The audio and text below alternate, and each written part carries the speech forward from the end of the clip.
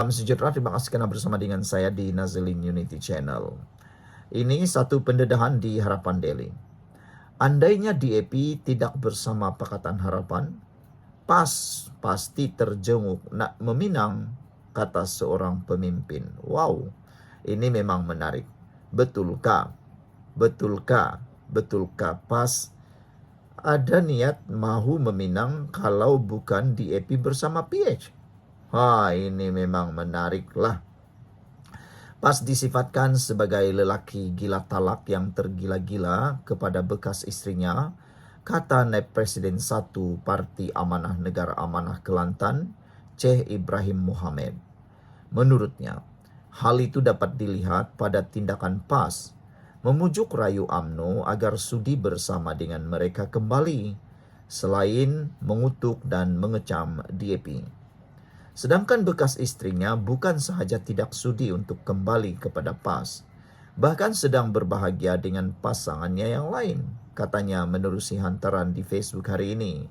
Sebelum kita teruskan laporan berita dan ulasan kali ini, jangan lupa tinggalkan komen Anda, dan bagi mereka yang ada masalah kencing manis, gout, dan tinggi darah, sila tekan butang produk yang ada dalam video ini. Produknya murah, halal, lulus KKM, dan paling penting sudah ramai orang beribu-ribu menggunakannya, menerima manfaatnya.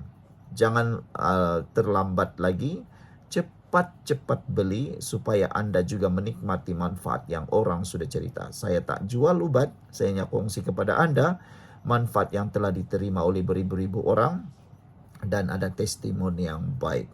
Stoknya terhad, cepat beli. Baiklah.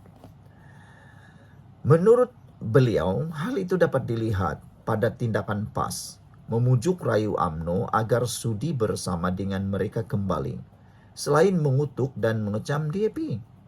Sedangkan bekas istrinya bukan sahaja tidak sudi untuk kembali kepada PAS, bahkan sedang berbahagia dengan pasangannya yang lain, katanya menerusi hantaran di Facebook hari ini.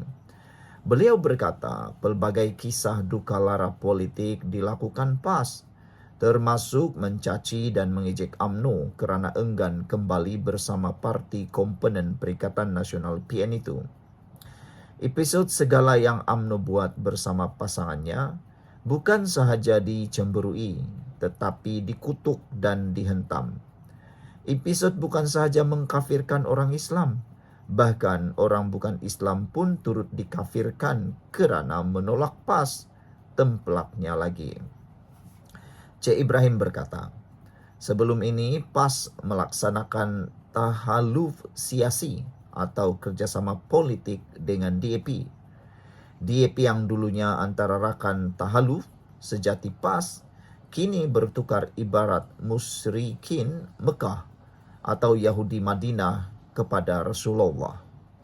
Tapi kata beliau, andainya hari ini DAP tidak bersama PH atau meninggalkan kerajaan Madani, esoknya sudah pasti rombongan meminang dari PAS akan terjenguk-jenguk di tangga DAP, kata Cik Ibrahim lagi. Wow, ini pastinya satu pendedahan yang luar biasa. Kalau DAP keluar daripada kerajaan Madani, menurut beliau Cik Ibrahim, mungkinkah PAS akan terhege-hege membawa rombongan esoknya meminang DAP pula? Itu mungkin akan berlaku. Biasalah dalam politik, kemarin berlawan, esoknya berkawan. Kemarin menyokong, esoknya lupa diri. Sekian dulu untuk kali ini, jangan lupa tinggalkan komen Anda. Salam sejahtera, terima kasih karena bersama dengan saya di Nazilin Unity Channel. Ini yang berlaku selepas kekalahan PAS dalam PRK Air Kuning. Memalukan sungguh apabila selepas kalah PRK, Hadi Awang lepas geram dengan dalilnya sendiri. Ulasan ini ditulis oleh Ahmad Mursi. Apabila Ahmad Mursi yang mengulas, saya sangat suka. Karena ulasannya jelas, ulasannya tepat, dan ulasannya juga sangat-sangat bernas dan berfakta. Oleh sebab itu, dengarkan ulasan mengapa beliau kata selepas kalah PRK, Hadi Awang lepas geram dengan dalilnya sendiri. Lebih tepat lagi sepatutnya, kata netizen, Hadi Awang perlulah letak jawatan sebagai Presiden PAS.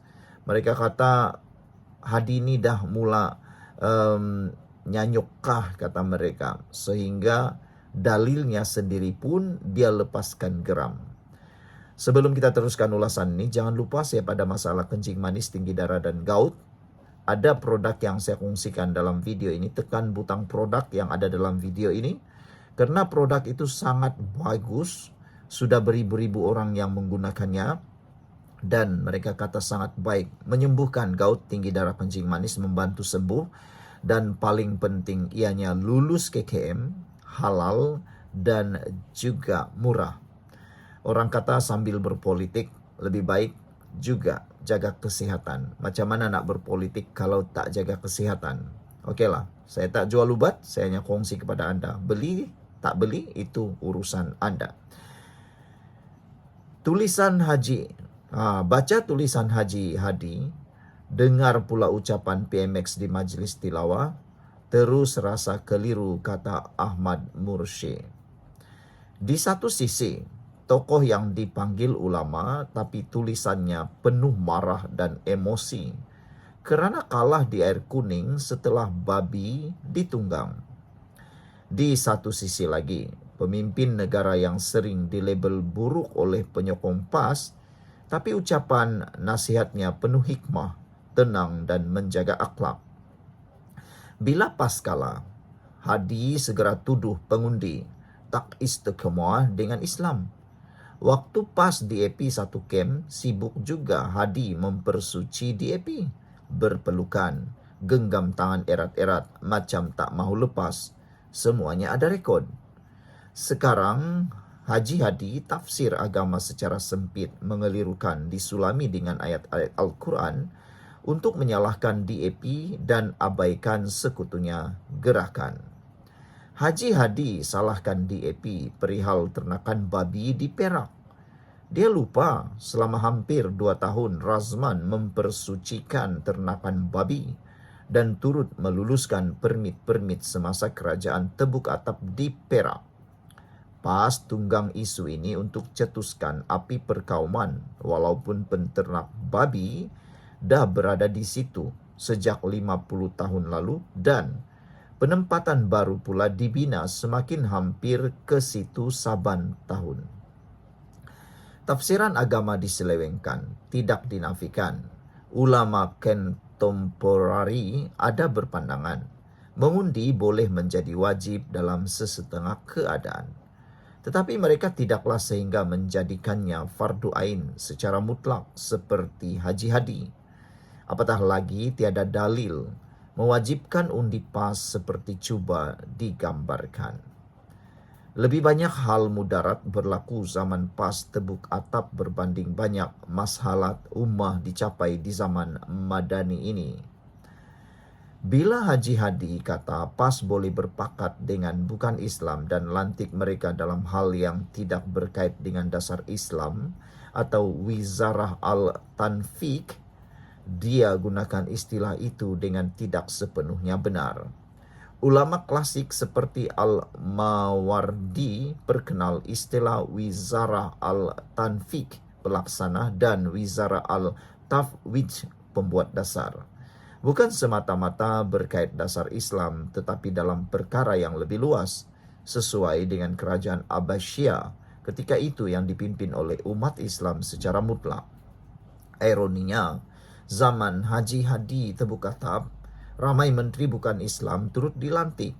Wika Siong, Saravanan, Maximus Ongkili, Barubian dan lain-lain. Mereka bukan pelaksana teknikal Al-Tanfiz. Mereka menteri penuh yang buat dasar bersama dalam kabinet, gubal dasar kementerian masing-masing dan buat rang undang-undang. Jadi hentikanlah menyelewengkan istilah fake klasik untuk menipu umat Islam yang tidak mendalami bidang itu semata-mata kerana politik sempit.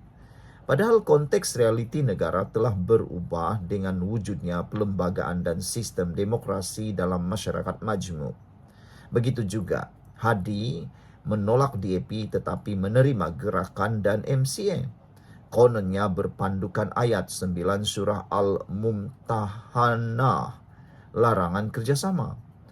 Hairannya, dia mengabaikan ayat 8 sebelumnya bahwa Allah tidak melarang kita berbuat baik dan berlaku adil kepada orang-orang yang prasyaratnya tidak memerangi kamu kerana agama, tidak mengeluarkan kamu dari kampung halaman.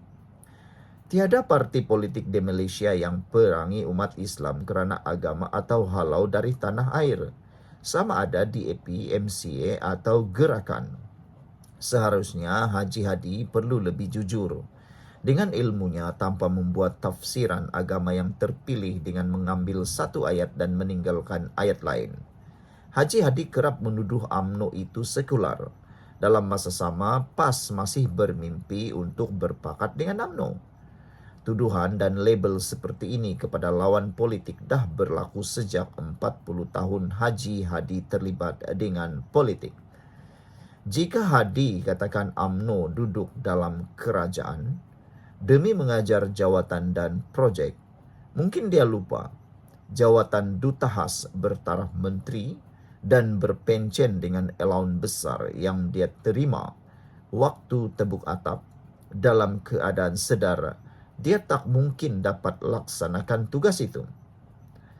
Haji Hadi juga membawa nada takfiri halus yang sinonim dengan kaedah politik Awarij apabila menganggap penyokong PH UMNO tidak faham Islam, bertujuan menghina umat Islam yang tidak sehaluan dengan PAS. Pemikir-pemikir Islam telah banyak ingatkan, takfir politik yang anggap lawan politik tidak benar di sisi Islam sangat bahaya dan menjadi pemecah belah perpaduan umat Islam. Saudara-saudara sekalian, Hadi tetap anggap Perikatan Nasional berjaya di air kuning walaupun kalah teruk di air kuning. Dan Hadi mengulangi menggelar DAP anti-Islam. Sekian dulu untuk kali ini. Jangan lupa tinggalkan komen Anda.